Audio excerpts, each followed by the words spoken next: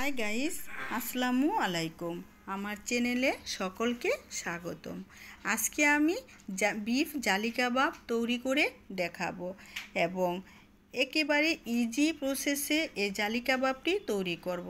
তো চলুন দেখে নিই মূল রেসিপিটি করার জন্য আমি বিফ নিয়েছি 500 গ্রামের চাইতে একটু বেশি। তো বিফটাকে ভালো করে ধুয়ে পরিষ্কার করে ছোট ছোট পিস করে কেটে নিলাম।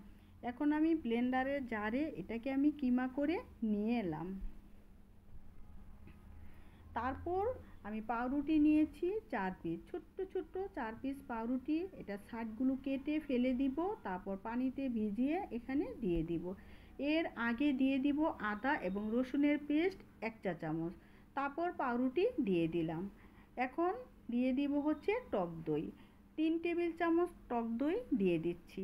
আর দিয়ে দিব লাল মরিচের গুঁড়া 1 চা চামচ। তারপর হচ্ছে কাঁচা মরিচ 5 থেকে 7টি কুচি করে দিয়ে দিলাম। দিয়ে দিব হচ্ছে পেঁয়াজ কুচি হাফ কাপ, ধনে পাতা আর পুদিনা পাতা দুইটাই দিয়ে দিলাম পরিমাণ মতো। তারপর জিরের গুঁড়া দিয়ে দিচ্ছি 1/4 চা চামচ। আর পেঁয়াজ বেরেস্তা অবশ্যই দিতে হবে, এটা কিন্তু হাফ কাপ দিয়ে দিচ্ছি। তারপর গোলমরিচ ক্রাশ করে দিয়ে দিচ্ছি পরিমাণ মতো। চিনি কাবাব দিয়ে দিচ্ছি 1/4 চা চামচ। জয়ফল জয়ত্রী গুঁড়া দিয়ে দিচ্ছি হচ্ছে 1 চা চামচের চাইতে একটু কম। তারপর টেস্টিং সল্ট দিয়ে দিচ্ছি পরিমাণ মতো।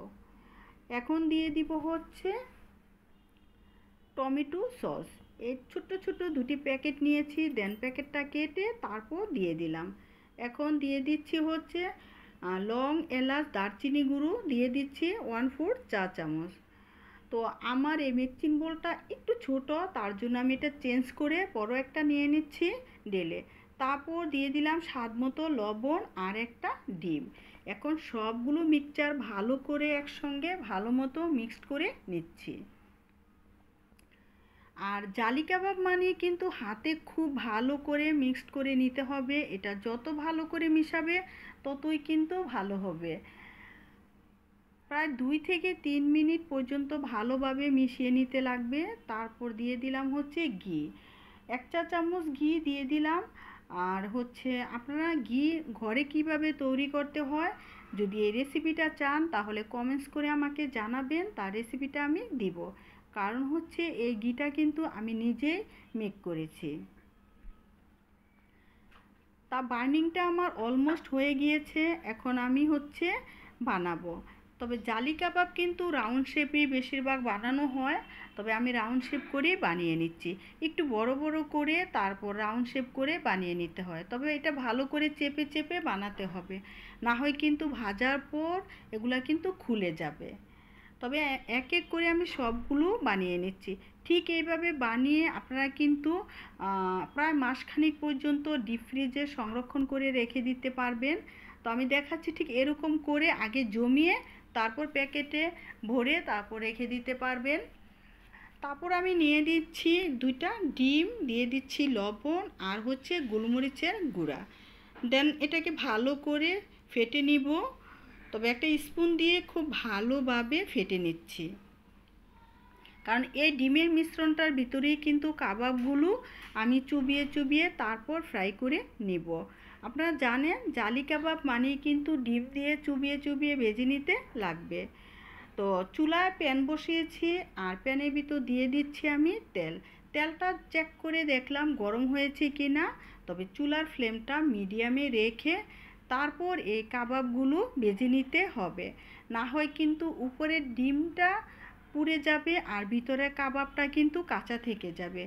তাই ধৈর্য সহকারে 1 থেকে 2 মিনিট করে করে তারপর কিন্তু এই কাবাবগুলো ভেজে নিতে হবে। আপনারা দেখতে পাচ্ছেন আমি কিন্তু একেবারে মানে আস্তে আস্তে করে তারপর কাবাবগুলো দিয়ে দিচ্ছি তেলের ভিতর। তবে এই ক্ষেত্রে কিন্তু চুলার ফ্লেমটা আবারও বলছি মিডিয়ামে রেখে তারপর ভেজে নিতে হবে। তবে ফ্রেন্ডসরা, বিফ জালি কাবাব নামটা শুনলেই জিভে পানি এসে যায়, বাট রেসিপিটি একটু কঠিন বলে অনেকেই বানাতে চায় না। তবে আমার রেসিপিটি আপনারা যদি ফলো করে তাহলে ইজিভাবে এত ইয়াম্মি এবং মজাদার এই কাবাবটি তৈরি করে নিতে পারবেন। আর আমার এখন উপরে আবার ফেরা ডিমগুলো খুব ভালো করে আমি হাত দিয়ে ছিটিয়ে ছিটিয়ে দিয়ে দিচ্ছি। মানে জালি কাবাবের প্রসেসটা ঠিক এভাবেই করে নিতে হয়, সেটা চিকেন হোক বা বিফ হোক। তবে বিফ দিয়ে কিন্তু জালি কাবাবটা খেতে অনেক বেশি ভাল লাগে, কারণ আমি প্রায় এরকম জালি কাবাব করে খাই, এবং প্লেন পোলাওর সাথেও ভালো লাগে, এবং কাচ্চির সাথেও ভালো লাগে। আপনারা যা দিয়ে মন চায় তা দিয়ে কিন্তু এরকম কাবাব করে খেতে পারেন। আর বাচ্চারাও কিন্তু অনেক বেশি পছন্দ করে এই ধরনের খাবার। আমার বাচ্চাও অনেক বেশি পছন্দ করে এরকম কাবাব খেতে, তাই আমি এরকম কাবাব বানিয়ে তারপর আমি ফ্রিজে সংরক্ষণ করে রেখে দিই, যখন মন চায় চট করে নামিয়ে ভেজে নেই। ঠিক এইভাবে কতক্ষণ পর পর উল্টিয়ে তারপর হচ্ছে কাবাবটা ভাজবো। আবার একটা সাইড দিয়ে দিচ্ছি, কারণ এটা দুইটা স্টেপে দিতে হয়, তো আমি দুইটা স্টেপে দিয়ে দিচ্ছি। একটু ধৈর্য সহকারে এই কাবাবটা বানিয়ে নিতে হয়। ঠিক এরকম ব্রাউন যখন কালার হবে তখনই কিন্তু নামিয়ে নিব। তবে খেয়াল রাখতে হবে যাতে ডিমগুলো পুড়ে না যায়, ওইদিকে খেয়াল রেখে তারপর কাবাবগুলো নামিয়ে নিব। একটু উল্টে পাল্টে খুব ভালো করে দিতে হবে। তো সবগুলো কাবাবই কিন্তু হয়ে গিয়েছে, এখন এক এক করে আমি নামিয়ে নিব।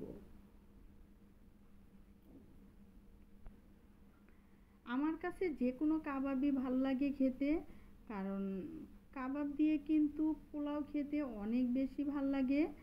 তো এখন আমি নামিয়ে নিচ্ছি।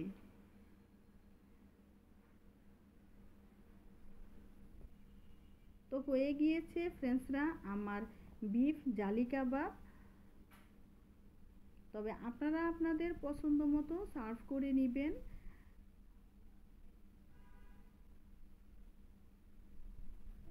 আমি কিন্তু ছোট ছোট করে মানে পেঁয়াজটা কেটে নিয়ে নিচ্ছি, দেন কাবাবটা সাজানোর পর উপরে কয়েকটা পেঁয়াজের রিং দিয়ে দিচ্ছি। দেওয়ার পর অনেক বেশি সুন্দর লাগছে। তবে সবাই ভালো থাকেন, সুস্থ থাকেন, একবার হলেও অন্তত ট্রাই করে দেখেন। ট্রাই করে দেখার পর যদি ভাল লাগে তাহলে ফ্রেন্ডস অ্যান্ড ফ্যামিলির সাথে শেয়ার করবেন। আবার নতুন কোনো ভিডিও নিয়ে আপনাদের মাঝে হাজির হব। তবে এ পর্যন্তই, সবাই সুস্থ থাকেন, ভালো থাকেন। আল্লাহ হাফেজ।